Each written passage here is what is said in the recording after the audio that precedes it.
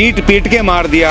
उसको इतने भी शर्म नहीं आई कि एक मासूम बच्चा, फूल सा बच्चा, उसको मारते समय उसको शर्म नहीं आई कि अगर ये हिंदू धर्म तुम्हें बराबरी ना दें, तुम्हारा मान सम्मान ना करें, बराबर का हिस्सा ना दें, तो इस हिंदू धर्म को छोड़ करके चले जाना।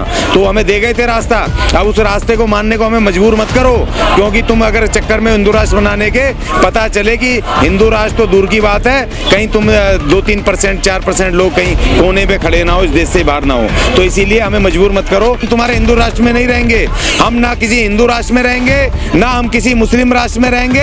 हम रहेंगे तो भारत देश में रहेंगे। नहीं, अगर तुम भारत देश को अगर नहीं छोड़ोगे, हिंदू राष्ट्र बनाओगे, तो भाई हमें हमारे बाबा साहब का अछूतिस्तान चाहिए, हमें अलग देश चाहिए। अछूतिस्तान हमारा दे दो, हम अपना अलग देश बनाएंगे, अलग देश चलाएंगे। इनके मनुस्मृति में लिखा है कि जो इस देश का शूद्र है, उस शूद्र को पैसा नहीं होना चाहिए उसके पास, क्योंकि उसके पास पैसा देख के ब्राह्मण की आंखों में दर्द होता है, तकलीफ होती है, खटकता है।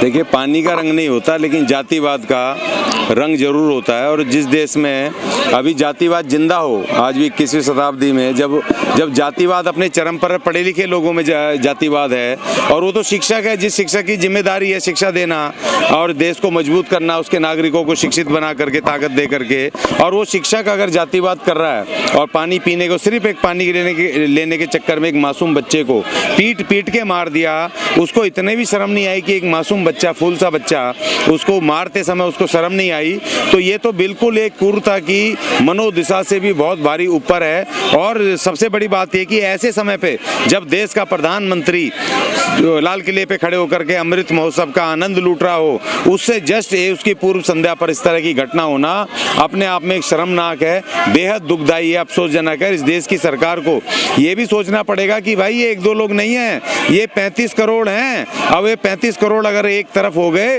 तो जो बाबा साहब ने उस समय जो हमें दिया था 1956 में, जो हमें इशारा किया था कि अगर ये हिंदू धर्म तुम्हें बराबरी ना दें, तुम्हारा मान सम्मान ना करें, बराबर का हिस्सा ना दें, तो इस हिंदू धर्म को छोड़ करके चले जाना। तो हमें दे गए थे रास्ता, अब उस रास्ते को मानने को हमें मजबूर मत करो, क्योंकि तुम अगर चक्कर में हिंदू राष्ट्र बनाने के पता चले कि हिंदू राष्ट्र तो दूर की बात है, कहीं तुम 2-3% 4% लोग कहीं कोने पे खड़े ना हो, इस देश से बाहर ना हो। तो इसीलिए हमें मजबूर मत करो। ये जो भयंकर जो शैक्षणिक व्यवस्था में, शिक्षा व्यवस्था में इस तरह की जो दोगली शिक्षा व्यवस्था चल रही है, और ये लगातार चल रही है, एक दिन नहीं है। देखिए, ये जो हमारे उस बच्चे का, इंदर कुमार का, इसलिए मामला हाईलाइट हो गया क्योंकि उसकी डेथ हो गई। 20 जुलाई को वहां पर घटना हुई, और 20 जुलाई को घटना के बाद किसी भी उसके स्कूल वालों ने उस टीचर के खिलाफ कोई भी एक्शन नहीं लिया, उसको मेमो नहीं दिया, उसको कोई चार्जशीट नहीं दी, सस्पेंड नहीं किया, जबकि स्कूल प्रशासन की जिम्मेदारी थी, और जबकि नए नियमों के हिसाब से टीचर बच्चे को मार नहीं सकता। ऐसी घटना होंगी जातिवाद की, तो बच्चों में कैसा ज्ञान बढ़ेगा? देखिए, जब तक इस देश में शिक्षा के शिक्षालयों को मंदिर कहा जाएगा, तो मंदिर में तो SC/ST का प्रवेश बंद है, उनके ऊपर अत्याचार होता है। और जो उनकी सरस्वती है, उस स्कूल का नाम भी सरस्वती विद्या है। सरस्वती तो हमसे बहुत दूर है, वो तो हमें विद्या क्यों देगी? देखिए, हमें इन शब्दों पे भी ध्यान रखना है। स्कूलों को मंदिर नहीं बनाना है, वो स्कूल रहने दो। जब तक स्कूल इस देश के वाकई में स्कूल अगर शिक्षा की अगर स्थान नहीं बनेंगे, शिक्षा के संस्थान नहीं बनेंगे, शिक्षण संस्थान, तब तक हमारे साथ जाति भेद होता रहेगा। स्टूडेंट कहाँ ले पाएंगे एजुकेशन? देखिए, वो तो चाहे वो किसी भी हालत में आपके बच्चों को आगे नहीं बढ़ने देंगे। जैसे कि अगर कोई जैसे तैसे अगर कोई शिक्षा ले भी ले, तो द्रोणाचार्य ने जैसे एकलव्य का अंगूठा काट करके उसकी शिक्षा को खराब करने की कोशिश की, जैसे तैसे छुप छुपा करके कर्ण ने परशुराम से शिक्षा तो ले ली। जब उसको पता चला है दलित है, तो उसने उसकी शिक्षा पे ही ऐसा श्राप दे दिया कि उसको इस्तेमाल ही नहीं कर सकता। तो ये आप शिक्षा ले भी लोगे तो आपको मानसिक रूप से टॉर्चर करेंगे। देखिए, वो तो इंदर कुमार छोटा बच्चा था, वो तो कुछ नहीं कर सकता था, लेकिन हमें ऐसी काउंसलिंग शुरू करनी पड़ेगी कि जैसे कि अपने नौजवानों को, SC/ST के नौजवानों को, जैसे एक घटना और हुई थी रोहित वेमुला के अलावा मुंबई में, एक आदिवासी जो कि वो MBBS कर रही थी, और लड़कियों ने उसको आदिवासी कह के, जातिवादी अगर कोई आपको प्रवोक करें, गालियां दें, तो उसको दिमाग में तो लें, लेकिन मन पे ना लें। आत्महत्या करने की कोई जरूरत नहीं है। सरकार कह रही है कि अमृत महोत्सव चल रहा है, लेकिन एक बच्चे को पानी पीने की वजह से जो उसकी जान ले ली गई है, ये कैसा अमृत महोत्सव है? देखिए, अभी तो अमृत महोत्सव में हमारे अभी 3 घटनाएं हुई, 13 तारीख को 2 दिन पहले। एक तो बच्चे की घटना हुई, इसके डेथ हुई, दूसरा ये कि बदायूं में 200 वाल्मीकियों को वहाँ पर शमशान घाट में मुर्दा न फूकने देने के चक्कर में पिटाई भी करी और उनको मुर्दे को भी भगा दिया। और तीसरी घटना एक उसमें हुई कि जो लड़की कोई महिला, दलित महिला वहाँ लाइन में लगी थी खाने की, वो गई थी सामूहिक उसमें भोज में, तो उसको छीन ली, उसके साथ उससे वो छीन लिया कि दलित तो थाली छीन ली।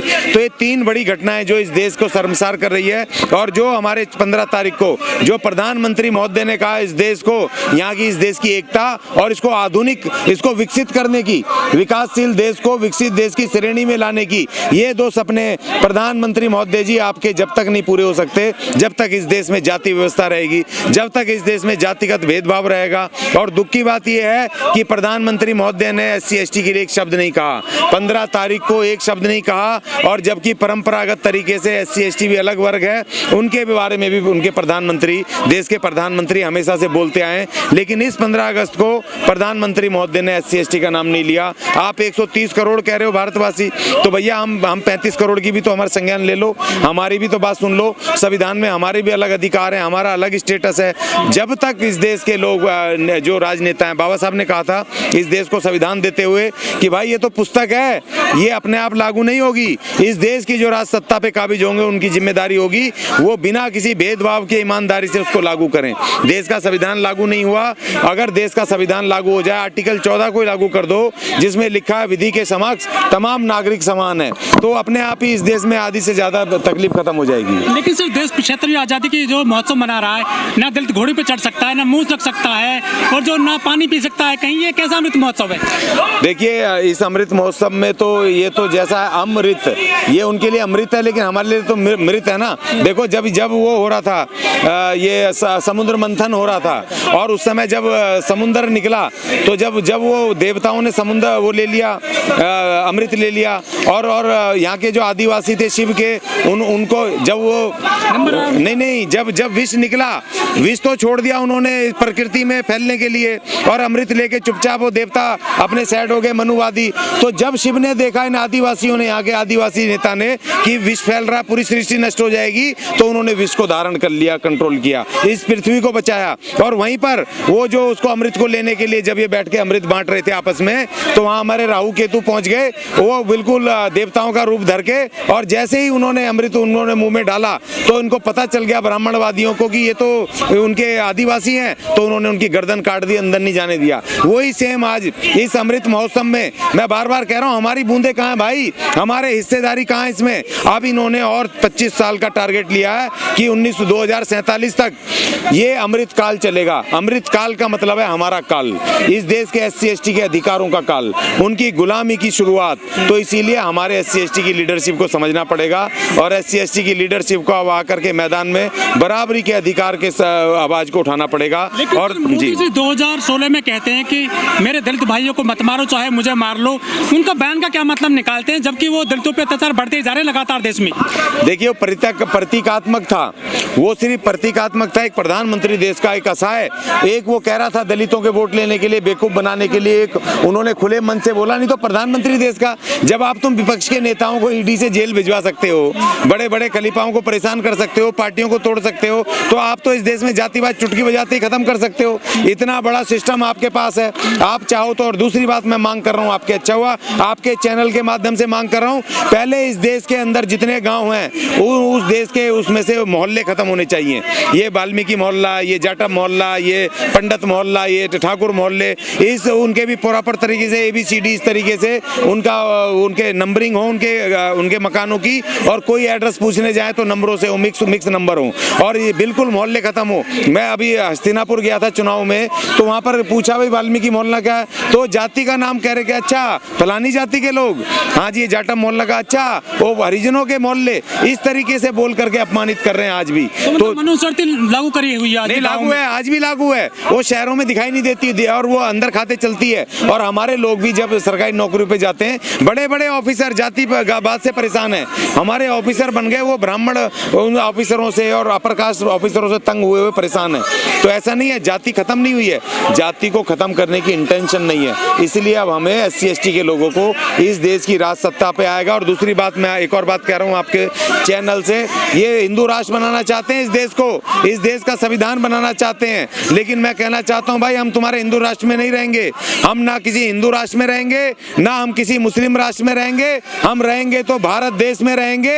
नहीं, अगर तुम भारत देश को अगर नहीं छोड़ोगे, हिंदू राष्ट्र बनाओगे, तो भाई हमें हमारे बाबा साहब का अछूतिस्तान चाहिए, हमें अलग देश चाहिए, अछूतिस्तान हमारा दे दो, हम अपना अलग देश बनाएंगे, अलग देश चलाएंगे। सर, दशकों पहले बाबा साहब के साथ में भी पानी को लेकर काफी प्रताड़ना झेलनी पड़ी थी, उनको जातिवाद झेलना पड़ा था, वही आज भी झेलना पड़ रहा है। अमृत महोत्सव मन रहा है जब। देखिए, आज भी आप क्या सोच रहे हो, आप बाबा साहब ने जो संघर्ष किया था, उसके बाद संविधान में भी जो आर्टिकल 15 में कहा पानी ले सकते हैं, सार्वजनिक स्थल पे जा सकते हैं, हम मंदिरों में जा सकते हैं, हम ढाबों पे, रेस्टोरेंटों में, यहाँ तक सब लिखा था बाबा साहब ने। लेकिन आप क्या समझ रहे हो कि पानी भी आज आप उनके मोहल्ले से ले सकते हो, गाँव में नहीं ले सकते। आज भी वो सरकारी नल जो लगे हैं ना, कुएं खुदे आपके मोहल्लों में, आप वहीं से पानी लेते हो। किसी गाँव में जाओ, यूपी के या किसी भी गाँव में देश के, आप अभी भी ब्राह्मण, ठाकुर, क्षत्रिय, इनके मोहल्लों से, उनके नलों पर, इनके कुएं पे आप पानी नहीं ले सकते। तो जातिवाद जारी है, पूरी तरह से जारी है। संविधान अभी लागू ही नहीं हुआ, अब ये बैकडोर से ये अपरोक्ष रूप से भी मनुवाद इसमें जारी है, और इसीलिए मनुवादी व्यवस्था को लाना चाहते हैं। 13 अगस्त को इन्होंने एक प्रारूप अखबारों में खुले रूप से दे दिया, संविधान का नया प्रारूप। नई संसद बन रही है, नई संसद में इन्होंने नया अशोक चिन्ह लगा दिया है, जो कि हमारे अशोक चिन्ह से बिल्कुल भिन्न है। और दूसरी बात, संविधान ये बना रहे हैं जिसमें बाबा साहब नहीं है, SC ST नहीं है, इस देश के ढोल गवार, शूद्र, पशु, नारी, उनका कोई स्थान नहीं है। तो इसलिए खतरा बड़ा है। SC ST के 10 लाख संगठनों को, 10 लाख नेताओं को सोचना पड़ेगा, मैदान में आना पड़ेगा, और इस देश की राज सत्ता के लिए परोक्ष रूप से चुनौती देनी पड़ेगी। जब कोई सवर्ण मारा जाता है किसी भी पुलिस एनकाउंटर में या किसी भी घटना में,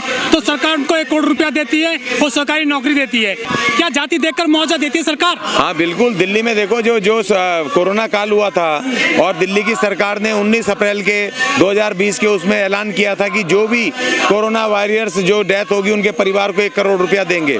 तो जो सफाई कर्मचारी 44 लोग डेथ हुई, कोरोना वॉरियर्स, उनको 1 रुपया नहीं दिया। और जो बामन साहब या जो पंडित नाइन या पुलिस का जो राणा जी मरे, उनके घरों में जा जाके 1 करोड़ रुपया तुरंत दिया, विदाउट डिले। तो ये जातिवाद नहीं है क्या? ये भेदभाव नहीं है क्या? तो ये भेदभाव चारों तरफ लागू है। और जबकि मैंने लिखा उसमें कि भाई तुम ज्यादा तो छोड़ो, जो अनुसूचित जाति आयोग, राष्ट्रीय अनुसूचित जाति आयोग से जो एक राशि तय है कि अगर किसी दबंग के हाथों किसी दलित की डेथ हो जाती है, मौत हो जाती है, तो उसके परिवार को 8,25,000 रुपए देने हैं, भैया वो तुरंत दो। वो बिल्कुल तुरंत 1 हफ्ते के अंदर देने का प्रावधान है, क्योंकि उससे वो अपनी लड़ाई लड़ सकता है आगे, वो परिवार, गरीब परिवार आगे बढ़ सकता है। तो हमने कहा वो राशि तुरंत दो, उस पर एहसान की जरूरत नहीं है, वो कानून है, कानून में हमारा अधिकार है, वो दो उस परिवार को। तो हमने वो मांग की है कि उसको दो। तो इसीलिए 1 करोड़ रुपए का जो मामला है, वो 1 करोड़ रुपया जाति देख के देखते हैं। देखिए, इनके मनुस्मृति में लिखा है कि जो इस देश का शूद्र है, उस शूद्र को पैसा नहीं होना चाहिए उसके पास, क्योंकि उसके पास पैसा देख के ब्राह्मण की आंखों में दर्द होता है, तकलीफ होती है, खटकता है। तो इसलिए ब्राह्मण के आंखें ना खटके, उसको तकलीफ ना हो, तो उसके उस शूद्र के पास पैसा नहीं होना चाहिए। तो ये तो उनकी मनुस्मृति का हिस्सा है। तो आपको पैसा देंगे कैसे? ये भी तो उन्हीं के लोग हैं ना, आपको नहीं देंगे। तो इसीलिए देखो, इन पार्टियों से हमारे लोगों को बाहर आना पड़ेगा। बीजेपी, कांग्रेस, आम आदमी पार्टी, ये तमाम पार्टियों से इस्तीफा देकर के अपनी स्वतंत्र राजनीति खड़ी कीजिए। ये मेरा